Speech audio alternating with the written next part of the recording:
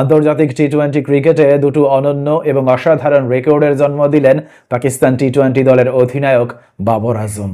আজকে আয়ারল্যান্ডের বিপক্ষে 3 ম্যাচের টি-টোয়েন্টি সিরিজের প্রথম ম্যাচে পাকিস্তান জাতীয় ক্রিকেট দলকে নেতৃত্ব দিতে মাঠে নেমে অনন্য এই দুটো রেকর্ডের দেখা পেলেন বাবর আজম। প্রথম রেকর্ড, প্রথমবারের মতো আন্তর্জাতিক টি-টোয়েন্টি ক্রিকেটে সর্বোচ্চ সংখ্যক ম্যাচে নেতৃত্ব দেওয়ার রেকর্ড। বাবর আজম এখন পর্যন্ত আন্তর্জাতিক টি-টোয়েন্টি ক্রিকেটে পাকিস্তান ক্রিকেট দলকে ৭৭ বার নেতৃত্ব দিয়েছেন এবং এক্ষেত্রে তিনি পেছনে ফেললেন অস্ট্রেলিয়ান অ্যারন ফিঞ্চ।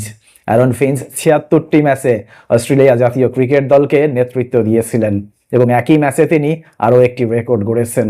আজকের এই ম্যাচের মধ্য দিয়ে তিনি আন্তর্জাতিক টি-টোয়েন্টি ক্রিকেটের সর্বোচ্চ সংখ্যক 50 দেখা পেয়েছেন, অবশ্য এককভাবে নয়, যৌথভাবে। এক্ষেত্রে তার অংশীদার ভারতের বিরাট কোহলি। দুজনেই এখন পর্যন্ত আন্তর্জাতিক টি-টোয়েন্টি ক্রিকেটে 38টি করে 50 দেখা পেয়েছেন।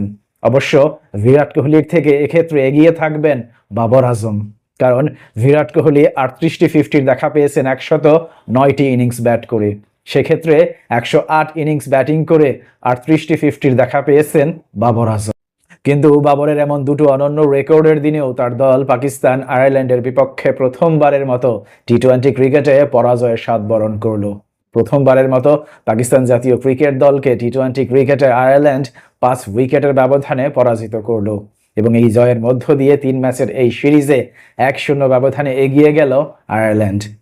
ঘটনাবহুল এই ম্যাচে শুরুতেই ব্যাটিং করে পাকিস্তান এবং শুরুতে ব্যাটিং করে নির্ধারিত 20 ওভার শেষে 6 উইকেটের বিনিময়ে 182 রানের একটা ফাইটিং স্কোর দাঁড় করাতে সক্ষম হয়। দেখুন, পাকিস্তান জাতীয় ক্রিকেট দল শুরুতে ব্যাটিং করতে নামার পর শুরুতেই বড় ধরনের একটা ধাক্কা খায়, কারণ দলীয় 7 রানের মাথায় উদ্বোধনী ব্যাটার মোহাম্মদ রিজওয়ান দুর্ভাগ্যজনকভাবে রান আউটের শিকার হন।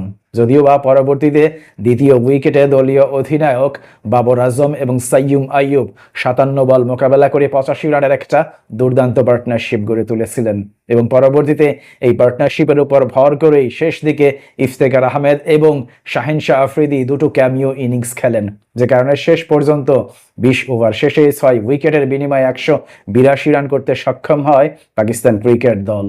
আজকে পাকিস্তানের হয়ে সাইয়ুম আইয়ুব 29 বল মোকাবেলা করে 45 রান করেন।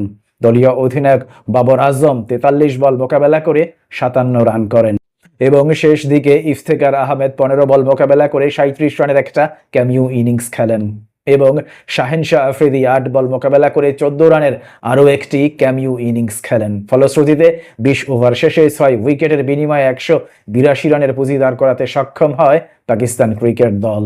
183 রানের জয়ের লক্ষ্যে ব্যাট করতে নামার পর আয়ারল্যান্ডের শুরুটা কিন্তু মোটেও সুখকর ছিল না, কারণ দলীয় 14 রানের মাথায় আয়ারল্যান্ড নিজেদের প্রথম উইকেট হিসেবে পল স্টার্লিং এর উইকেট হারায়।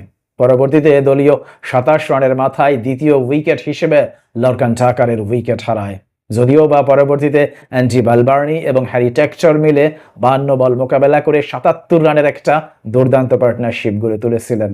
মূলত এই পার্টনারশিপের উপর ভর করে এই শেষ দিকে জর্জ ডকরেল, গ্যারেথ ডিলানি এবং কার্টিস ক্যাম্পার দুর্দান্ত 3টি ইনিংস খেলে 1 বল বাকি থাকতেই আয়ারল্যান্ডকে 5 উইকেটের একটা দুর্দান্ত জয়ের পথে নিয়ে যায়। আজকে আয়ারল্যান্ডের এই জয়ের দিনে পাকিস্তানের হয়ে শাহিন শাহ আফ্রিদি এবং ইমাদ ওয়াসিম ছাড়া বাকি 3 বোলারই বেধড়ক পিটুনি খেয়েছেন। নাসিম শাহ, আব্বাস আফ্রিদি এবং শাদাব খান কেউই মিতব্যয়ী বোলিং করতে পারেননি, যে কারণে 5 উইকেটের এই পরাজয় মেনে নিতে বাধ্য হয় পাকিস্তান ক্রিকেট দল। প্রিয় দর্শক, আয়ারল্যান্ডের বিপক্ষে পাকিস্তানের এমন পরাজয়কে আপনি কিভাবে দেখছেন তা অবশ্যই কমেন্ট বক্সে লিখে জানান। ভালো থাকবেন সবাই, আল্লাহ হাফেজ।